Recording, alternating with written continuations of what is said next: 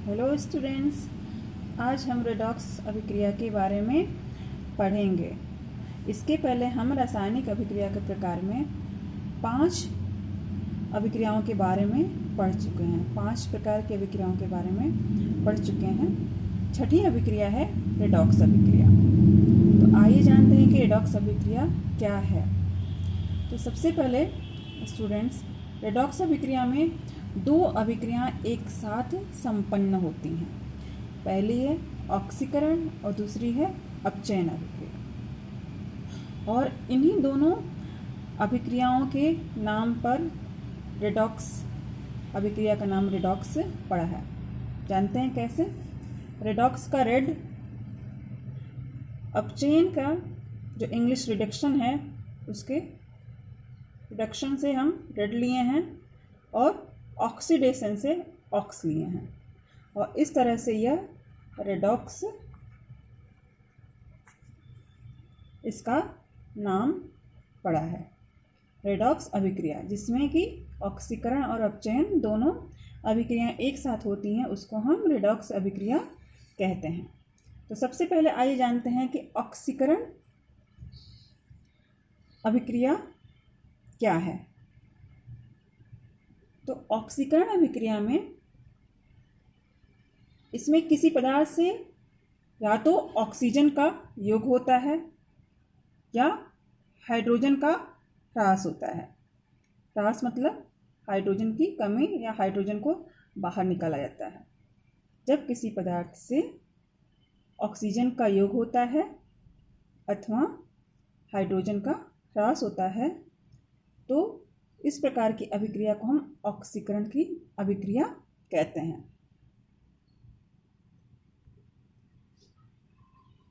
आइए एग्जाम्पल देख लेते हैं। जैसे कि सोडियम की क्रिया जब हम ऑक्सीजन से करा रहे हैं तो सोडियम ऑक्साइड बन रहा है। तो कैसे इसमें यह अभिक्रिया ऑक्सीकरण है? इसमें सोडियम से ऑक्सीजन जाके जुड़ जा रहा है, यानी सोडियम में ऑक्सीजन का योग हो रहा है। तो इसलिए इस अभिक्रिया को हम ऑक्सीकरण की अभिक्रिया कहें। चूँकि सोडियम में ऑक्सीजन का योग हो रहा है इसलिए सोडियम ऑक्सीकृत हो रहा है। क्या हो रहा है? सोडियम ऑक्सीकृत हो रहा है। और ये जो अभिक्रिया है इसको हम ऑक्सीकरण अभिक्रिया कहेंगे। अपचयन अभिक्रिया क्या है? जिस अभिक्रिया में किसी पदार्थ से ऑक्सीजन का या तो ह्रास होता है यानी ऑक्सीजन निकल जाता है या हाइड्रोजन का योग होता है तो वह अभिक्रिया अपचयन अभिक्रिया कहलाती है।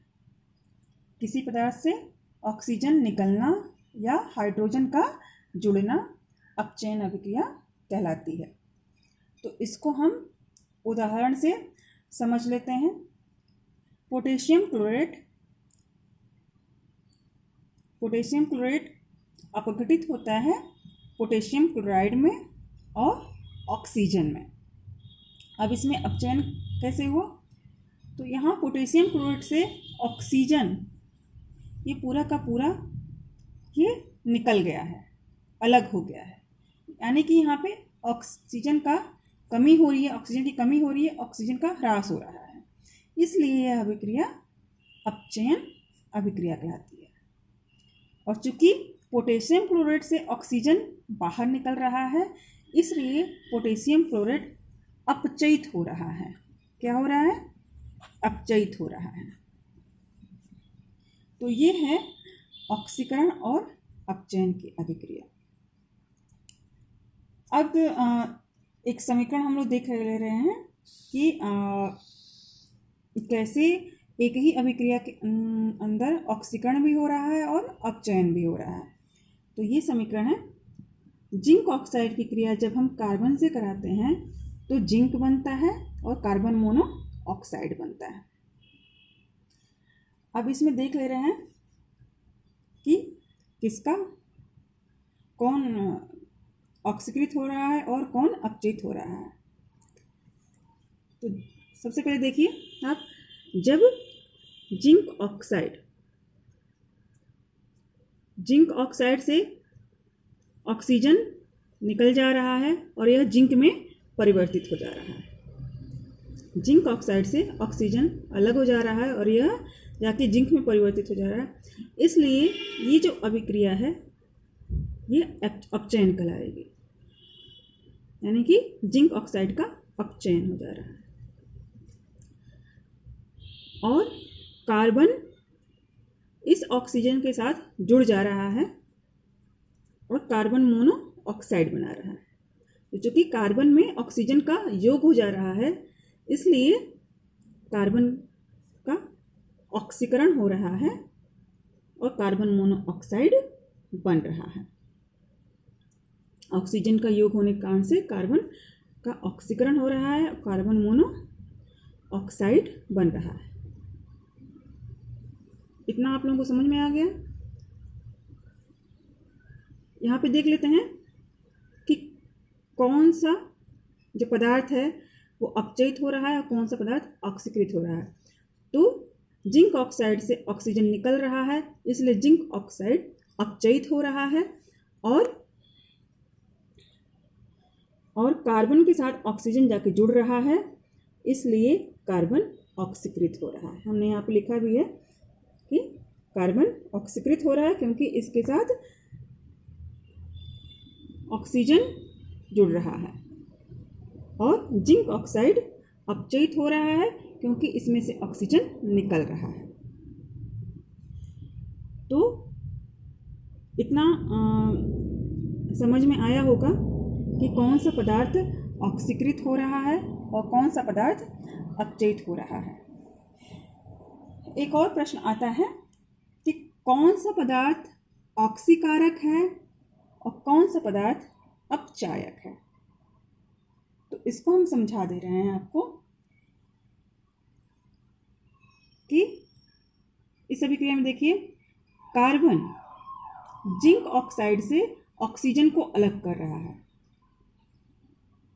और इसको अपचयित कर दे रहा है।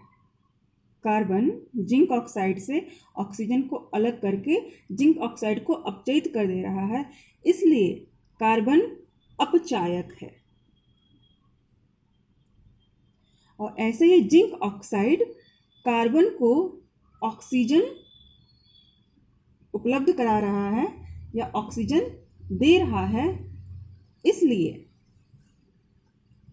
जिंक ऑक्साइड ऑक्सीकारक है। समझ में आया? फिर से एक बार बता दे रही हूं, कार्बन जिंक ऑक्साइड से ऑक्सीजन को अलग कर रहा है और इसको अपचयित कर दे रहा है, इसलिए कार्बन अपचायक है। जबकि जिंक ऑक्साइड कार्बन को ऑक्सीजन देकर ऑक्सीकृत कर रहा है, इसलिए जिंक ऑक्साइड ऑक्सीकारक। इसको हम ऐसे भी समझ सकते हैं कि सबसे पहले या तो हम ये पता कर लें कि ऑक्सीकरण अपचयन की अभिक्रिया में कौन सा पदार्थ ऑक्सीकृत हो रहा है, कौन सा पदार्थ अपचयित हो रहा है, कौन सा पदार्थ ऑक्सीकृत हो रहा है, कौन सा पदार्थ अपचयित हो रहा है। यहाँ पे कार्बन ऑक्सीकृत हो रहा है और जिंक ऑक्साइड अपचयित हो रहा है। जब हमको ये पता चल जाए कि कौन सा पदार्थ ऑक्सीकृत हो रहा है, कौन सा पदार्थ अपचयित हो रहा है, तो उसका हम ठीक उल्टा कर देंगे, यानी कि कार्बन को अपचायक लिख देंगे और जिंक ऑक्साइड को ऑक्सीकारक लिख देंगे। तो ये भी एक छोटा सा ट्रिक है।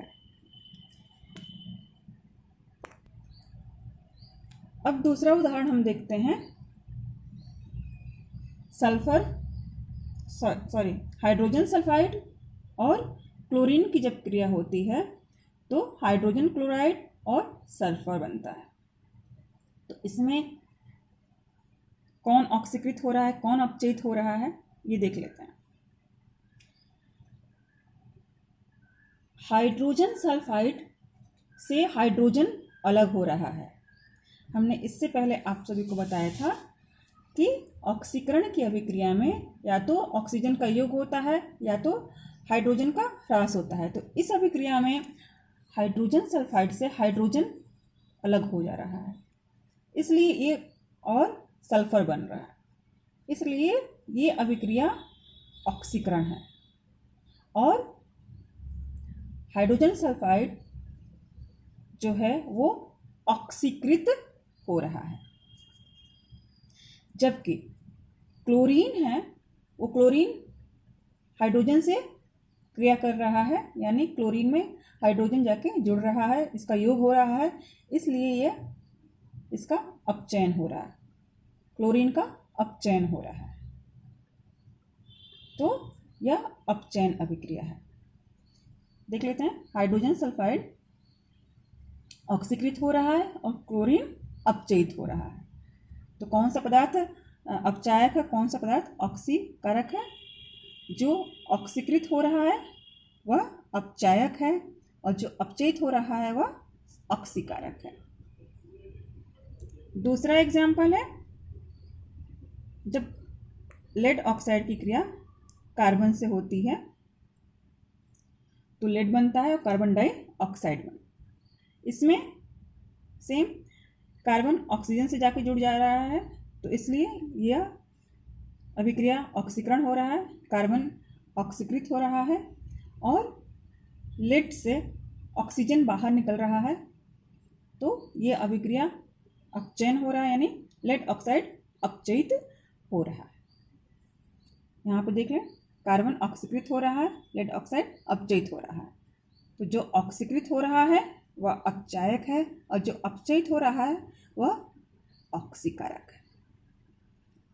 मैं आशा करती हूँ कि आप सभी लोगों को यह रेडॉक्स अभिक्रिया समझ में आया होगा, और अगर ना समझ में आए तो आप हमें व्हाट्सएप से पूछ सकते हैं। बहुत बहुत धन्यवाद।